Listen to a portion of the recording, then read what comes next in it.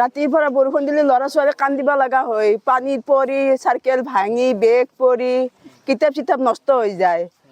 বহুত আমাৰ সমস্যা এই ৰাস্তাটোৰ কাৰণে আমি কিমান বাৰ আমি ইমান হেৰি কৰিলোঁ তথাপিও আমাক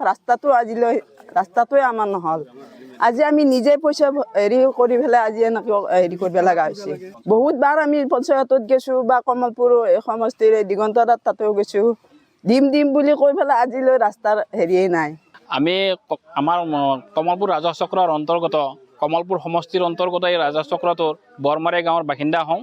এই গাঁৱৰ আমাৰ ৰাস্তাটো খুবেই বেয়া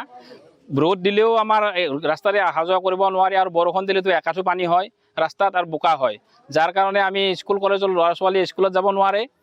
আমাৰ ছাত্ৰ ছাত্ৰীসকলে স্কুলত যাব নোৱাৰে আৰু বেমাৰীসকলক আমি মেডিকেলত নিয়াৰ কাৰণে 108 এখন আমাৰ গাঁৱত প্ৰৱেশ নকৰে তাৰ কাৰণে আমি বিধায়ক মহোদয়ক আহ্বান জনাম যাতে অতি সোনকালে আমাৰ এই ৰাস্তাটো ভাল কৰি দিয়ে আৰু ভাল কৰি দিলে আমি নথৈ আনন্দিত হ'ম